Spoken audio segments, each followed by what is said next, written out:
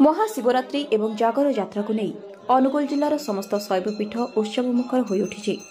प्रातहरू महादेव उठा पर्यंत मानसिकधारी माने शिव आराधन तल्लीन थिबा बेले सबुठी सृष्टि होइथिला आध्यात्मिक परिवेश। मंदिर ठारू आरंभ करी बेढ़ा पर्यंत सबुठी भक्तक गहली। प्रत्येक शैवपीठ आज शिव आराधन प्रकम्पित होइछि। मंदिर परिवेश मध्य समस्तक मुहरे हर हर महादेव ध्वनि शिव पंचाक्षरी स्रोतरे भगवान और भक्तक मिलन घटी। प्रायतः सबु शैव मंदिर भोर 4टा समय द्वारा फिटी नीति मंगल आरती पर सकाळ भोग हो महादेव दर्शन होते भक्त मानू। मंदिर गुड़िकर श्रृंखलित दर्शन पर लंबा धाड़ी लगी रही। दिन तमाम श्रद्धालु माने दिय दर्शन करथिले। संध्या आरती पर महादेव 16 उपचार पूजा आरंभ होइथिला।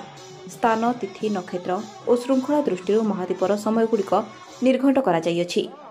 कांडसर ग्रामर बाबा कपिलेश्वर पीठरे व्यापक व्यवस्था होइथिबा बेले अनेक पदक्षेप मान ग्रहण करा जाइछि। समस्त भक्त मानक पई पानीय जल फलरस सह प्रसादर व्यवस्था दीपरे कोनसी अघटन गुड़िक एड़ाइबा पई अग्नि निरपक यंत्र मध्य रखा जाइछि। पिंगुआर बाबा पिंगलेश्वर महादेव, कुल्लाडर ईशानेश्वर महादेव, बलराम प्रसादर बाबा सिद्धेश्वर, शैलश्री क्षेत्र थिबा शिव मंदिर, कालटाक्स शिव मंदिर, हेमसरपड़ा शिव मंदिर में भक्तों गहली देखा मिलता।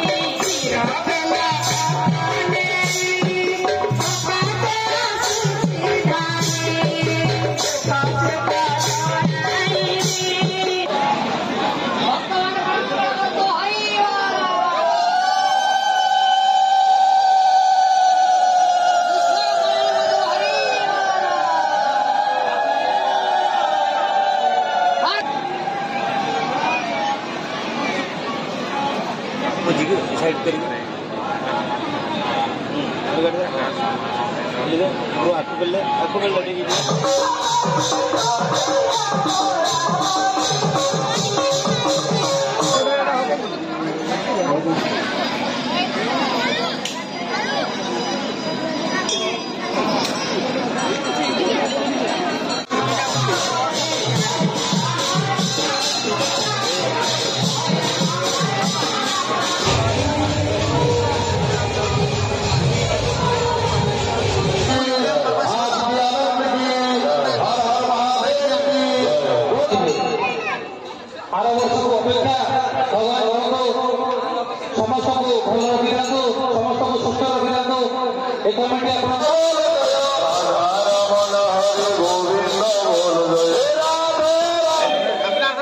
बनपाड़ू शशांक शेखर सामल रिपोर्ट IUIA न्यूज।